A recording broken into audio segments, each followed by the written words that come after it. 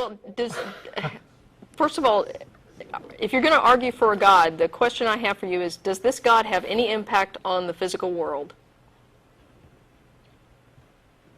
Let's see. Like, I mean, does he answer prayers and stuff, for instance? See, that's the thing. He doesn't necessarily have to. But does he? Like, for instance, Jesus rising from the dead, and afterlife. All those questions are almost irrelevant. It's the fact of the matter if God exists. Okay. If God exists, we don't have to go anywhere after we die or anything like that. Well, no, I'm not asking that. I'm saying if you're asserting that this God exists, what does this God do? He's created the universe. He's created everything that exists for his own purpose. And where is the evidence for that? The evidence that he created the universe. Sure. Such as anything that begins to exist has a cause. The universe began to exist, therefore the universe has a cause. Yes, we know what Kalam cosmological argument is. Yes, I realize that you guys do. So now we got to figure out what could that cause be. What? And that's what we attribute to be God. For instance, since the universe is space, time, and material things and all that good stuff, that is what God is not. So basically, since God created space and time, he is not bounded by space and time. So when you say universe, you mean the specific universe that we live in now that started to exist with the Big Bang, and disregarding all possible metaverses or parallel universes or anything we might dream up like that. You're just talking about this universe here. Well, no, I'm saying anything that begins to exist, period. You can't say that, the universe has always existed, meaning in some form or another. I'm just trying to clarify what you mean by universe, because there is more than one meaning of universe. Like in math, it could be universe means the set of all possible things, right? In math, a universe is the set of all possible things, or the set of things under discussion. And we don't know that that began to exist. We just know that this universe began with the Big Bang. Okay, well, you can't have an infinite number of past events. Okay, so what can you have? Somewhere. You see, you can't just keep going back, and back, and back. I don't actually know that. Yeah.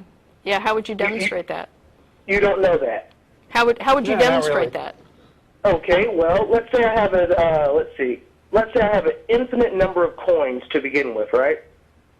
Okay, obviously you don't have that in this universe. Yeah. Huh?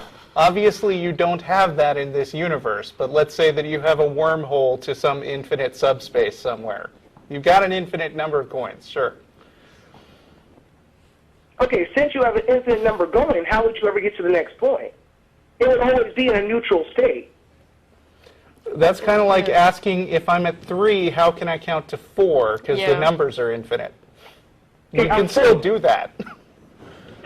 I'm saying they're not individual numbers here. When you speak of infinite, you don't speak of actual individual numbers. It's more of a collection of the entirety of things. Right? Okay. But an infinity is still made up of individual things.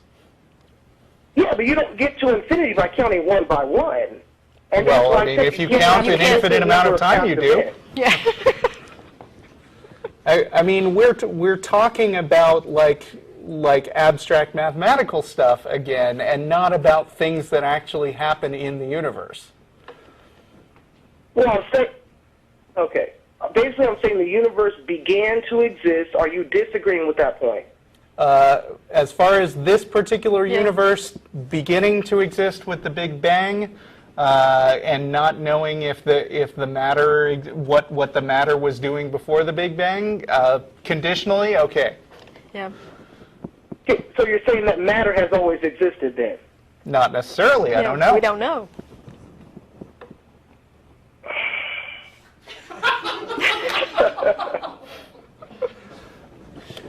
See, I mean, here's the thing that's going to happen with the Kalam is that you're going to say God, that God, if you don't mind me skipping to the end of your argument.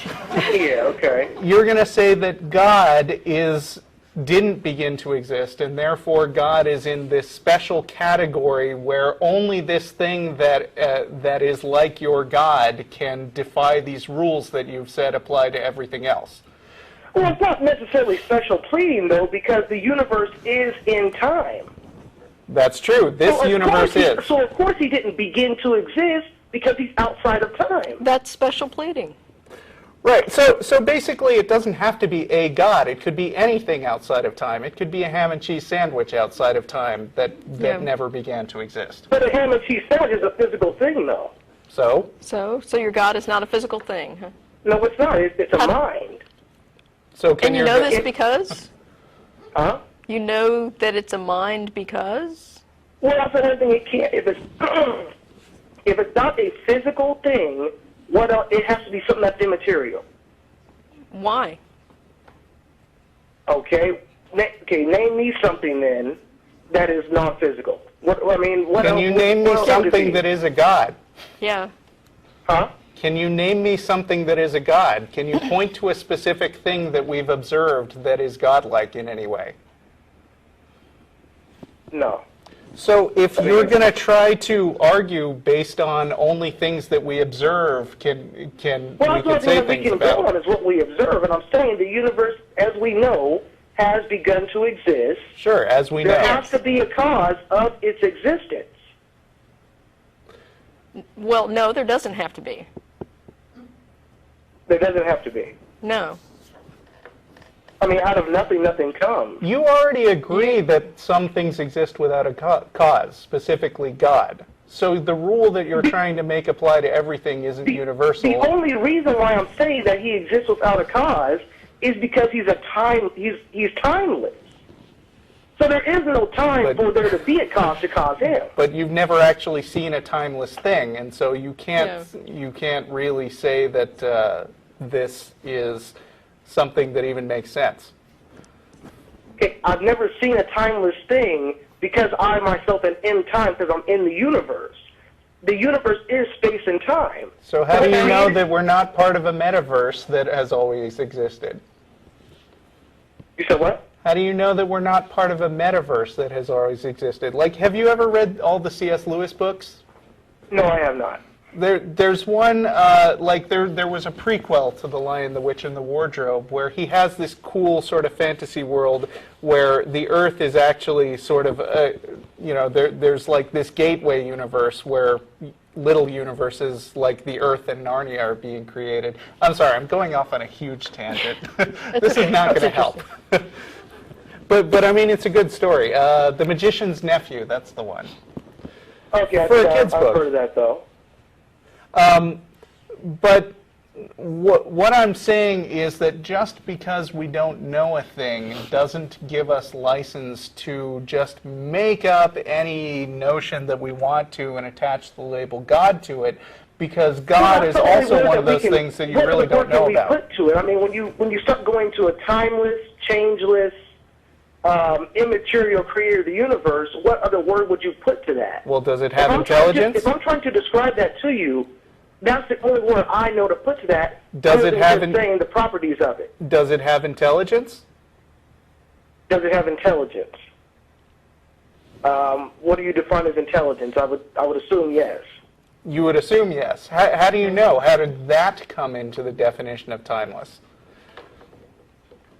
I mean, you wouldn't be satisfied with an unintelligent God, right? The reason my ham and cheese sandwich example sounded dumb is because ham and cheese sandwiches don't have, like, agency. Yeah. But I mean, the logic that you're doing, even if it winds up working, can only take us to a place where there's got to be something or other that isn't physical or isn't in this universe, and as long as it's been around forever, even if it's a sandwich, then that satisfies your conditions. Okay, earlier you spoke of the metaverse and there being multiple universes and things like that. It's a hypothesis. Yeah. You can't just keep on going back to all these different events that occur. Why not? How would you ever get to the next event? If it never began, how would you never get to the next one? By counting? Yeah. Where would you start at? There's no starting at something has no meaning in infinity. Yeah. Exactly. So how would you? Exactly. There's no reason for it. So Infinity leads to logical contradictions. I mean, what's infinity minus infinity? infinity. Exactly. What's infinity minus 3 or plus 2? You still get the same number. Infinity, but that's because infinity isn't a specific number. It also is a concept that we sort of use to describe something. I mean, sort of a set of somethings. Exactly. Is this God of yours infinite? Huh? Is this God of yours infinite? How would I say that? Well, he's timeless. So, in a sense, you So can say that, but he's timeless. Sort of around for an infinity of time, you could say. Exactly, because he's just always been. So you don't really believe that things can't go back forever? You said what? You don't really believe that things can go back forever? That they can't go back forever. Yeah, I don't believe that they can't go back forever. you believe you your think God they can go can. back forever. Just Well, no, because you said okay. God can break these rules that you've got. Yeah. Well, yes, because he's personal, meaning he can choose in their end time when he chose to create the universe. Okay. Exactly. It's not really that, How do you If I think- know what choices this God made when he chose to create the universe? It's more of just going on the evidence, pretty much. I mean, Well, when what evidence which do you evidence? have that your God made a choice about anything? because if he's timeless, and then No. That's just the timeless doesn't get you to that he made a choice. well, how would he step out of timelessness then if he didn't make a choice to step out of it? Huh? What? If he didn't make a choice to step out of timelessness to enter in time, meaning to create something, rather than it being just him as one thing, what would you call that? Still not following you. Yeah. Okay, I'm going on the presupposition that he created the universe. So let's say that's true, and you're saying, how do I know that he made a choice to create the universe? How do you If make? he's timeless and then creates the universe, he had made a choice to create it. Well, I mean, if we're going with presuppositions, you can say anything you want. I mean, Yeah. Well, I'm saying that's you just a asked me how do I circular. know, and I'm saying that's what I'm going off of. Well, That's no, how I would, But she didn't that's how I ask would you to know. make a presupposition. You seem to think you know stuff about God. I'm sorry. I mean, well, no. I mean, you're assuming that assuming that your God exists.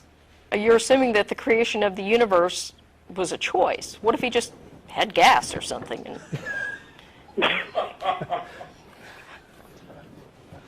See, now you guys are just playing around with it, putting stuff that, No, I'm trying to get you to make a coherent argument here because you've chosen to advance an argument that really relies on some logical fallacies. I mean, one of which is special pleading. Everything has to follow these rules except your God, who is exempt Okay, from you're it. saying it's set, but I'm saying if something created time, it is timeless. I mean, that's just how that goes. And where is your evidence that something created time? Because the universe began to exist. Okay, And the so universe is space and time. That's what I'm going on. But you Now, haven't guys ruled brought out the that metaverse, it's... saying that there's a multitude of, how You haven't given us a reason to think it's a god and not like C.S. Lewis's Magic Forest or a ham sandwich. You got to know.